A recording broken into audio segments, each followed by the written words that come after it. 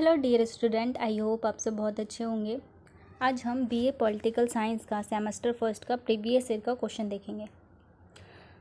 तो इसकी बुक का नाम है इन्वायरमेंट एंड नेचुरल रिसोर्सेज। ठीक है, तो आज हम इस पेपर का प्रीवियस ईयर का क्वेश्चन देखेंगे।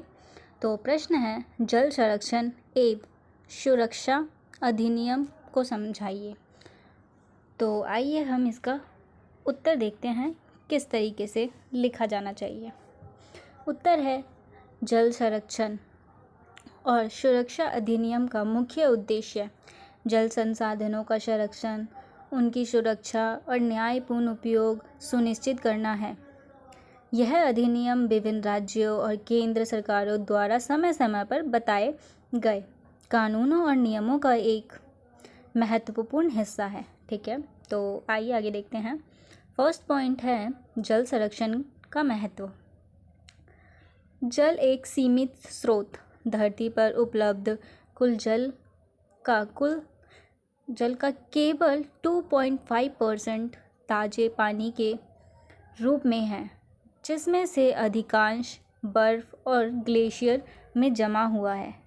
ठीक है, जल की बढ़ती मांग, जनसंख्या वृद्धि, औद्योगिकरण और कृषि में पानी की मांग बढ़ रही है, जिससे जल संकट की स्थिति उत्पन्न हो रही है और इससे पृथ्वी पर जगह जगह सूखा भी पड़ रहा है। ठीक है, आगे देखते हैं।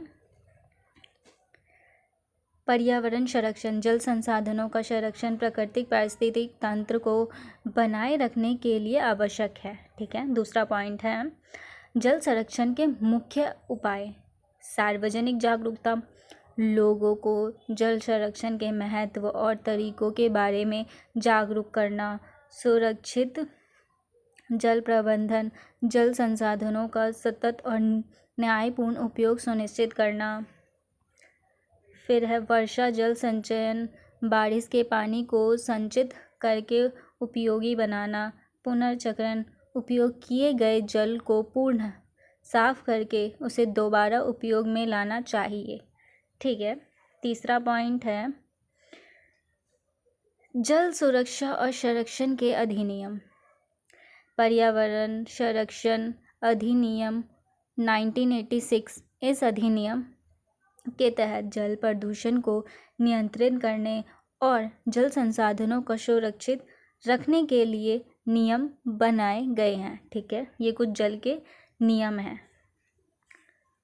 फिर है जल प्रदूषण निवारण और नियंत्रण अधिनियम 1974। यह अधिनियम जल के प्रदूषण को रोकने और साफ स्रोतों और जल बोर्ड की स्थापना करने के लिए हुआ था, जिससे जल स्रोतों की सुरक्षा सुनिश्चित हो सके। फिर आता है राष्ट्रीय जल नीति। यह नीतियाँ जल संसाधनों के न्यायपूर्ण और सतत उपयोग की दिशा में काम करती है। इसमें जल संसाधनों के संरक्षण, उनकी गुणवत्ता की सुरक्षा और उनकी वितरण प्रणाली को सुदृढ़ बनाने की बात की गई है। जल संरक्षण योजना राज्य सरकारों और केंद्र सरकार विभिन्न जल संरक्षण योजनाओं को लागू करती है, जैसा कि जल शक्ति अभियान, नमामि गंगे और अटल भूजल आयोजन आदि। फिर चौथा है समुदाय और व्यक्तिगत स्तर पर प्रयास। समुदाय का सहयोग, जल संरक्षण में स्थानीय समुदायों की भूमिका महत्वपूर्ण है। सामूहिक रूप से जल संरक्षण के प्रयास अधिक प्रभावी हो सकती है और लोग इसमें अधिक लोगों को जल संरक्षण के जागरूकता फैला सकते हैं। ठीक है, अब है व्यक्तिगत जिम्मेदारी। हर व्यक्ति को अपने दैनिक जीवन में पानी के उपयोग में सावधानी बरतनी चाहिए और जल बचाने के तरीके को अपनाना चाहिए, ताकि पानी सभी लोगों तक पहुंच सके और हमारे आने वाले पीढ़ी के लिए भी पानी बच सके और समाज में हर व्यक्ति को पानी को बचाना चाहिए। ठीक है, इन अधिनियमों और उपायों के माध्यम से केवल संसाधनों की सुरक्षा और उनके सतत उपयोग को सुनिश्चित किया जा सकता है और जल संरक्षण के लिए सामूहिक जिम्मेदारी है जिसमें हमें गंभीरता से लेनी चाहिए। यदि हम अपने प्राकृतिक जल संसाधनों की सुरक्षा और संरक्षण के लिए ठोस कदम नहीं उठाएं तो भविष्य में हमें गंभीर संकटों का सामना करना पड़ेगा। इसलिए जल का सही उपयोग, उनका पुनर्चक्रण और उनका संरक्षण सभी प्राथमिकता होनी चाहिए, जिससे हमारी पृथ्वी पर सूखा ना पड़े और सभी को पानी मिल सके।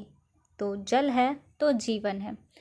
तो ये थे जल संरक्षण के और जल सुरक्षा किस तरह होनी चाहिए, उसके क्या क्या उपाय हैं, लोगों के बीच में जागरूकता कैसे फैलानी चाहिए, सरकार ने क्या क्या कानून, कौन कौन से अधिनियम बनाए हैं, ये सब हमें इस आंसर में लिखना होता है इस तरीके से। ठीक है, तो यही होता है हमारा आंसर कंप्लीट।